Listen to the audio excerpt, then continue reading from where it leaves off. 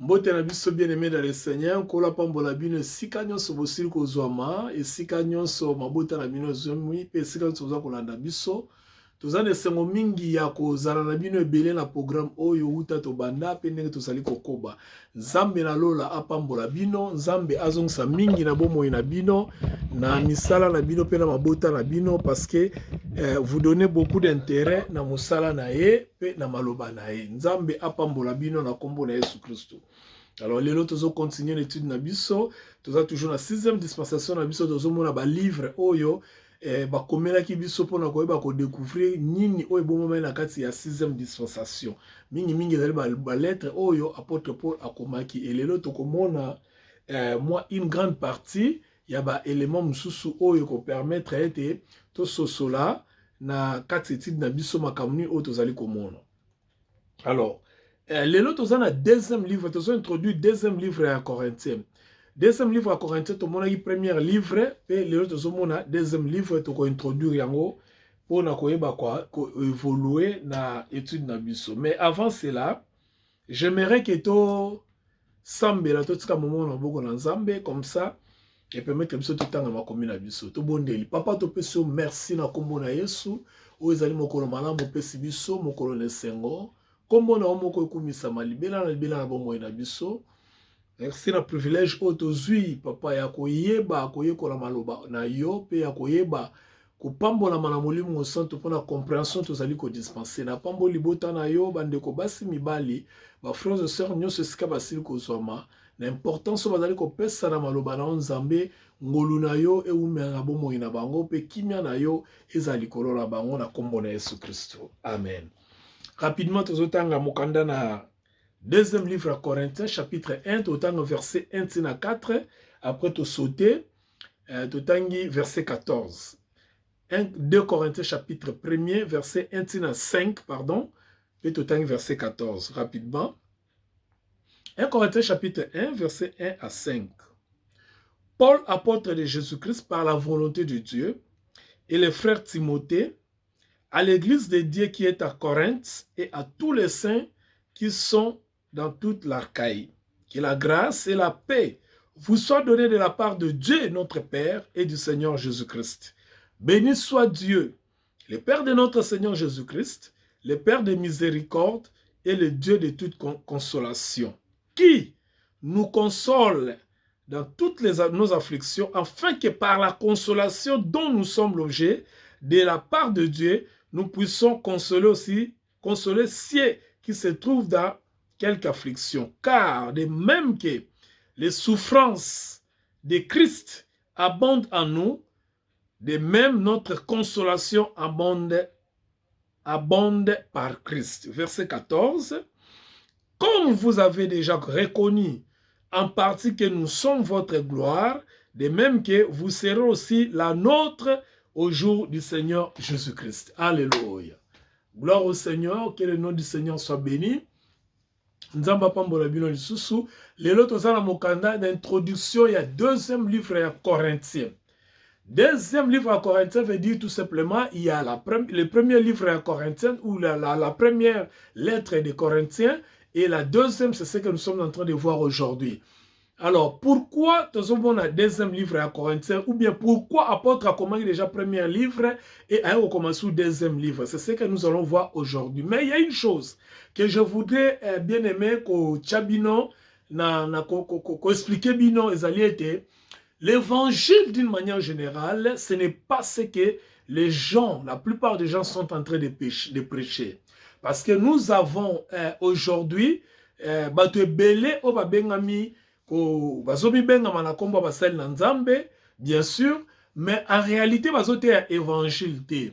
Pourquoi je dis ça? Je dis ça seulement parce que moni makambo et les Kanamboka Congo, biso Congolais en particulier, puis Africains en général. Quand je parle des Africains, je sais de quoi je parle parce que j'ai eu la grâce de visiter beaucoup de pays africains, surtout sur le plan évangile. Et naïf qu'on comprendre que l'évangile biso africain et en général et les Congolais en particulier, ils sont liés dans les circonstances. Ils sont liés dans les circonstances et mboka na biso. Or l'évangile ce n'est pas circonstanciel. L'évangile est universel. Cette universalité de l'évangile, ça veut tout simplement dire que la même parole qui est prêchée au Congo, en Amérique, en Afrique, en Europe, en Asie, en Océanie, ezali ko discriminer mutu moko te, ou bien race, ou bien groupe ya batute. Ezali pona mutu nyo so se retrouver na kat na parole. Malheureusement, comme on a été les mêmes makambo biso to te na Congo, yango to tambola nono mokili mobimba. Pe tozo te yango kake pa ya ba Congolais. Et ça nous aide pas. Parce que nous croyons que c'est ça l'évangile, alors qu'en réalité, c'est pas ça l'évangile. Tozo te ya culture, tradition, pe ba réalité ya bamboka na biso. Ça, ce n'est pas l'évangile. L'évangile ezali que soko ke okuteni na ba brésilien te bango ba se retrouver l'évangile. C'est ça l'universalité.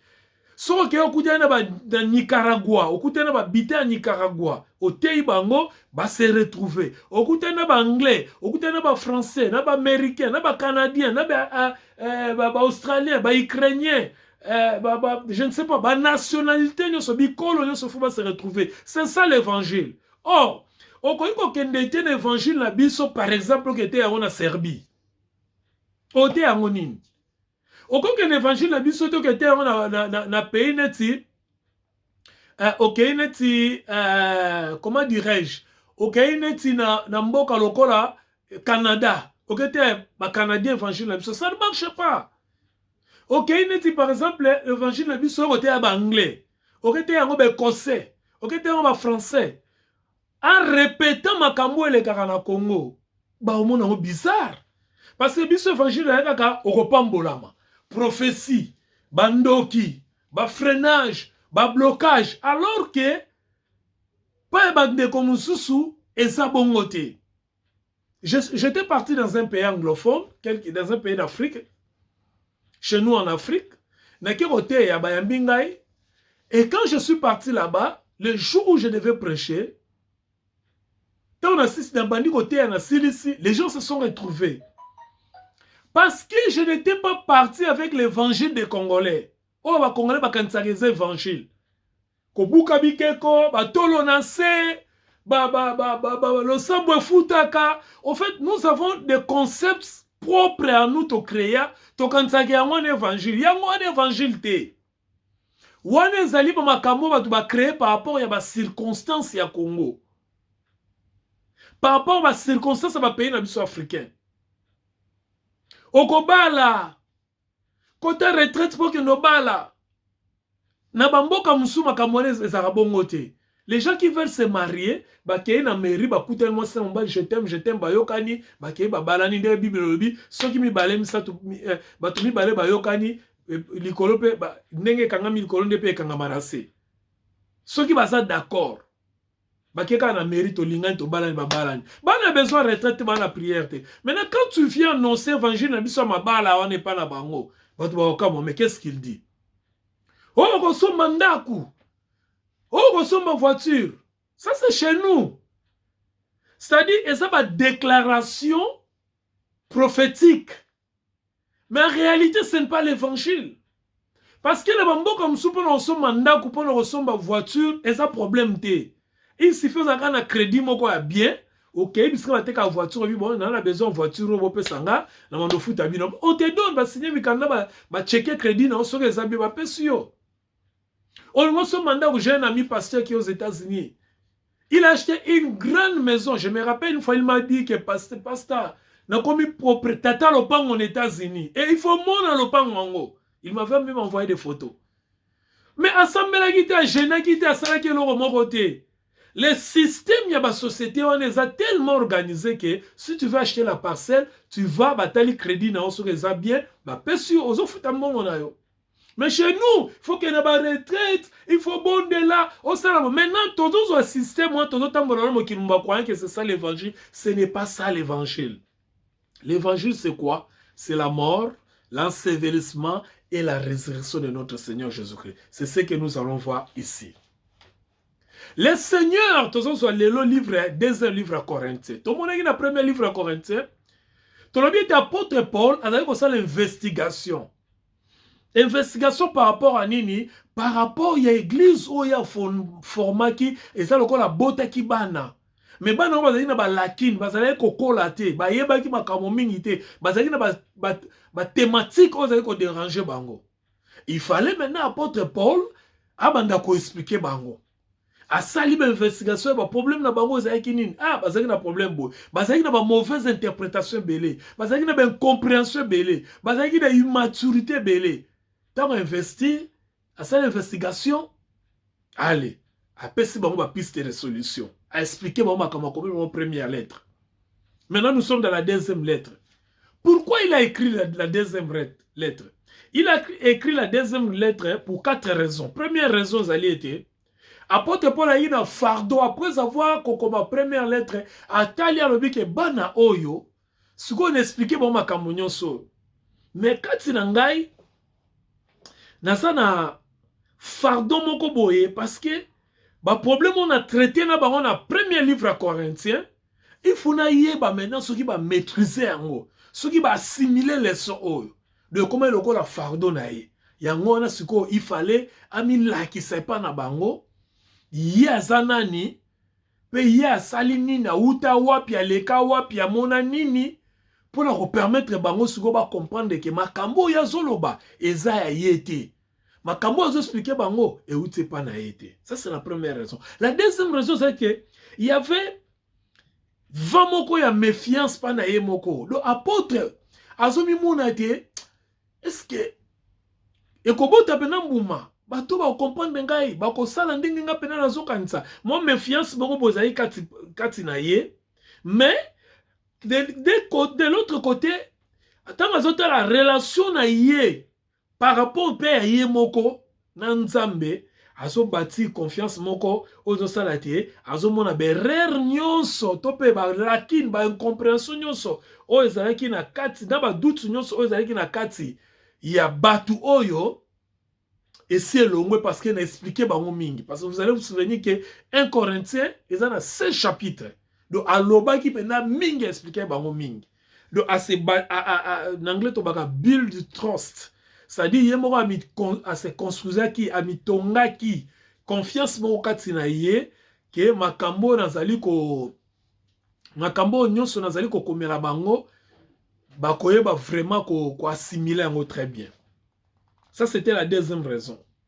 Mais bango bandimi yango bazaki na moi doute muke pa na pourquoi parce que ils attendaient que apôtre Paul aye moko annoncer en chair pour expliquer bango. Mais le quoi c'est comme la bango, monika a présence à mutu na lettre et ça ne fait mon côté, ça peut même impact mon côté. Alors bah il y a moi doute mikie par rapport à cela. Mais à cela ne tienne, apôtre Paul a se baptisé qui confiance mon katinaye. Et troisième raison c'est que apôtre Paul a dit défendre l'autorité na apostolique. Autorité apostolique ezali dimension ya foi. Azali ko bâti dimension ya foi, c'est-à-dire en anglais, uncheckable. C'est-à-dire, c'est une dimension inébranlable, voilà en français. Une fois inébranlable. C'est-à-dire, au-delà, il y a une réalité, sur la zokutana nango, na nzela nangai ya kondima, ya kosale la nzambe, na telemika na position nangai.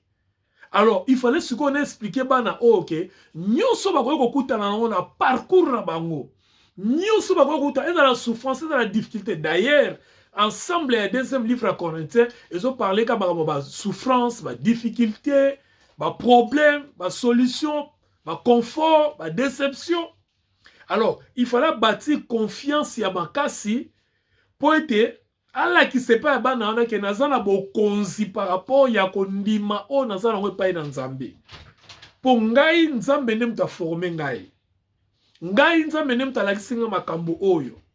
Contrairement à bato mususu baza formé pa ya bato, mais ngai Nzambe mta formé nga pa lakisinga makambo oyo. Ça c'était la troisième raison. D'ailleurs, il parlait de cela avec des preuves éloquentes. Mais des preuves très accablantes, avec la sincérité du cœur, et la quatrième chose, était l'épître et la lettre en question, et ça qui est tellement personnel, il faut que autobiographie puis comment est-ce qu'il a reçu les ministères. Mais en fait, qui était ce Paul? Parce que les gens peuvent parler, peuvent poser la question de savoir, mais pourquoi seulement Paul? Vous allez vous rappeler que Christ, le Seigneur notre Dieu de son vivant, Jésus, il avait 12 disciples. Et quand il est parti, disciple Moko à Longwaki, et Kazaki écarté, vous connaissez l'histoire de Judas. Et Judas a été remplacé par un certain Matthias. Non, pardon, Étienne. Il a été remplacé par un certain Étienne. Alors, qu'est-ce qui s'est passé? Paul n'était pas là. Quand le Seigneur a accueilli, Paul a été un juif. Et vous savez, comme le juif, bazaba conservateur, parce que Paul est de la tribu à Benjamite. Donc, Benjamite, bazai bato bana oyo ya Rachel, la bien-aimée de Jacob. Comme sous sur les enfants de Jacob. Alors, na kata tribu na ya Utaki, et salaki ke, avanda pendant la kata makomi. Avant la baloi ya Moïse, Père a persécuté l'église jusqu'à ce qu'il un Seigneur. Vous connaissez l'histoire Actes des Apôtres chapitre 9. Mais ici, écoutez comment Paul est en train de s'introduire. Yoka Paul n'est pas s'introduire dans Mokando. Paul, apôtre de Jésus-Christ, par la volonté de Dieu. Apôtre de Jésus-Christ par la volonté de Dieu. Et non par la volonté des hommes. C'est déjà quelque chose, il faut mettre un accent. Il faut tenir compte de cela. On n'est pas apôtre par la volonté des hommes ou par la volonté de soi. Le ministère apostolique est un ministère qui a jeté. Naïb apôtre Belé avec qui nous avons une relation bien, nous avons un respect na bango. Néanmoins, il faut qu'on explique que le ministère apostolique et ça ministère tel que l'a lieu l'amour qui a commis apôtre, apôtre. Non. Le ministère apostolique, c'est le premier ministère. Il a donné premièrement aux apôtres. C'est le premier ministère. Et nous savons, le premier, tout ce qui est premier, c'est les prémices. Le ministère apôtre apostolique, et ça, l'évangéliste, c'était ça, le pasteur. Le ministère apostolique vient d'abord, le mot apôtre vient du grec qui veut dire, du grec apostolo. Apostolo. La prière, le mot apostolos. Qui veut tout simplement dire un envoyé. Motindami. Ce n'est pas tout le monde qui est envoyé de Dieu. Ce n'est pas tout le monde qui est envoyé de Dieu. Ce n'est pas tout le monde qui est un apôtre. Dieu n'appelle pas tout le monde dans ce ministère. Et j'ai des amis, des frères, des aînés qui sont des apôtres avec qui nous avons de bonnes relations. Cependant, je parle de ceux qui se lèvent d'un bon matin, un apôtre. Ceux qui se lèvent à l'autre, il y a comme apôtre. Apôtre veut dire un envoyé. Or, pour être un envoyé, il faut d'abord être un appelé. C'est comme dans la maison, papa lui dit moi que son belé lipa. Papa il faut bien gana nous moi na. Akolo baga te que son belanga lipa. Non, il faut d'abord appeler l'enfant. Joviel, Jemira, viens, va m'acheter, va me chercher du pain. C'est comme ça qu'il va appeler l'enfant. Donc il faut d'abord au benga. Donc pour Zalana nous envoyer le col apôtre, il faut que Nzamba benga yo. Maintenant, ceux qui se disent apôtres, Dieu les a appelés. Et quand Dieu t'appelle, il te donne les messages. C'est un peu ça, c'est ce qu'on dit, on parle, il y a un apostolat. Il faut un message. Il faut un message. Donc, Nzamba bengi, fiston, yaka. Kende ko sombelanga, kende ko yebisaye. C'est ça le message. Donc, apôtre, ce n'est pas des opportunistes. Parce que Yemora Lobi Awa, Paul, apôtre de Jésus-Christ, par la volonté de Dieu, par la volonté de Dieu, pas par la volonté de l'homme. On n'est pas apôtre parce que les hommes te disent que yo t'es l'apôtre, non, l'apôtre c'est un envoyé et pour être un envoyé, il faut être appelé et quand on est appelé, on a un message. Et quand on a un message, c'est alors que tu vas aller accomplir ces messages-là sur le terrain.